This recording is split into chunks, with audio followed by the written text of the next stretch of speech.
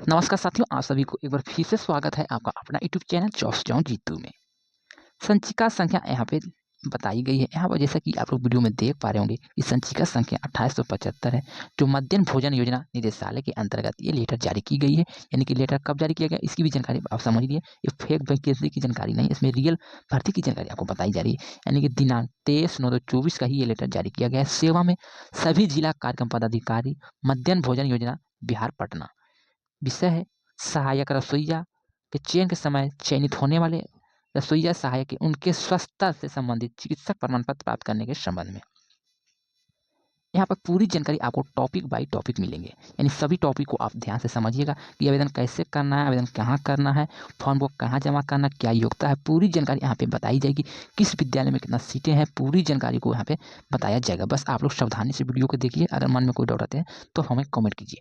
पहला पॉइंट की बात करें, विद्यालय में सहायक रसोइया की संख्या, यानी विद्यालय में रसोई सहायक की संख्या निर्धारित कुल नामांकित छात्रों छात्राओं के 85% के आधार पर मानते हुए निम्नवत निर्धारित किया जाता है। यानी कि 85% छात्र-छात्राएँ इसमें नामांकित हैं, यानी कि एडमिशन है, तो इसमें यानी 1 से लेकर 25 तक के लिए 1 सहायक रसोइया की आवश्यकता पड़ेगी। उसके अगर 26 से लेकर 100 छात्र हैं, तो उसमें 2 सहायक रसोइया की आवश्यकता पड़ेगी। इसी तरह से अगर 400 से लेकर 500 छात्र-छात्राओं को नामांकित है, तो इसमें 6 रसोइया की आवश्यकता पड़ सकती है।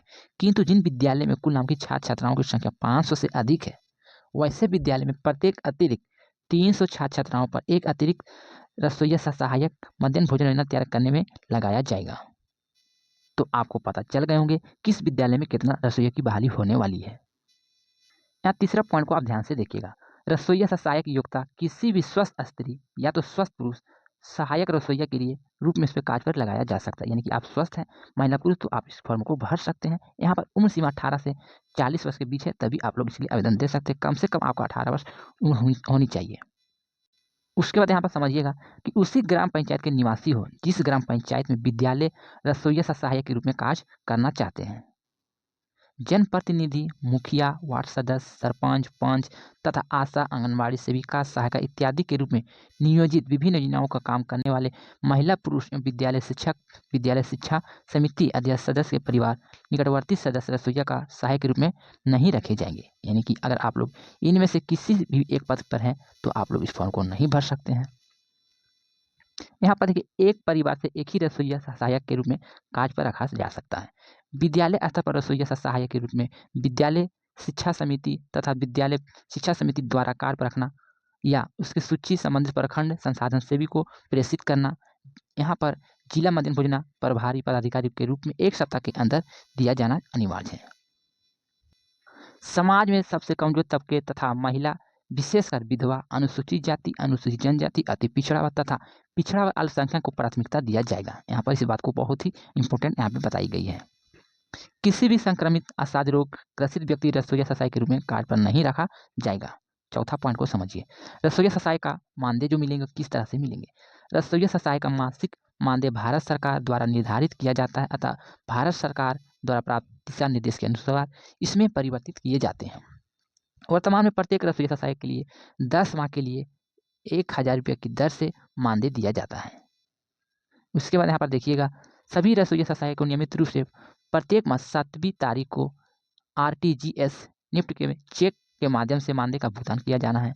प्रधानाध्यापक सुनिश्चित करेंगे कि रसोइया सहायक को नियमित रूप से प्रत्येक माह मानदेय भुगतान किया जाए। चूँकि रसोइया सहायक को वर्ष के 10 माह के लिए ही मानदेय देय है, मार्च तथा जून माह में रसोइया का कोई मानदेय भुगतान नहीं किया जाएगा, क्योंकि इन महीने में अवकाश की अवधि अधिक होती है। यदि रसोइया द्वारा किसी माह में पूर्ण रूप से कार्य नहीं किया जाता, तो उनके उक्त माह के मानदेय पारिश्रमिक देय नहीं होंगे। यहाँ पर 5वां पॉइंट को समझिए। गैर सरकारी संस्था तथा विद्यालय के बीच रसोइया सहायक का आवंटन गैर सरकारी संस्थान द्वारा आच्छादित विद्यालय में मानदेय के रूप में, यानी मान्य कुल रसोइया सहायक का आधा रसोइया यहाँ पर विद्यालय में कार्यरत रहेंगे। शेष रसोइया सहायक की आधी संख्या गैर सरकारी संस्था को आवंटित माना जाएगा। रसोइया सहायक का उत्तरदायित्व है कि यहाँ पर समझिएगा कि कौन कौन से आपको कार्य करने होंगे। रसोइया सहायक का मुख्य कार्य मध्याह्न भोजना योजना को निर्धारित मानदंड के अनुरूप विद्यालय में उपस्थित बच्चों की मेनू के अनुसार मध्याह्न भोजन तैयार करना तथा बच्चों के बीच इसका विवरण करना तथा किंतु मध्याह्न भोजन तैयार करने एवं वितरण करने के दौरान उनके द्वारा स्वच्छता, सुरक्षा, गुणवत्ता का अनुदेश दिशा अनुसार पालन भी करना अनिवार्य होगा। रसोइया सहायक का कार्य मुक्त करना। किसी भी रसोइया सहायक को कार्य क्षमता, दक्षता, आयु, वैधता अथवा गंभीर आरोप, लापरवाही, अनियमितता के आधार पर कार्य मुक्त किया जाएगा। जिला मध्याह्न भोजन योजना प्रभारी पदाधिकारी कार्य मुक्ति अनुमोदन प्राप्त करने के उपरांत ही संबंधित रसोइया सहायक को कार्य मुक्त माना जाएगा।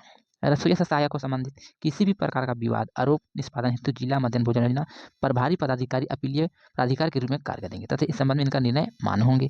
यहाँ पर देखिए रसोइया सहायक के लिए 60 वर्ष की आयु तक प्राप्त करने के लिए आप अब योग्य होंगे, यानी कि आपका उम्र 60 वर्ष तक है। इसमें अगर आपका सिलेक्शन हो जाता है तो वहाँ तक कर सकते हैं।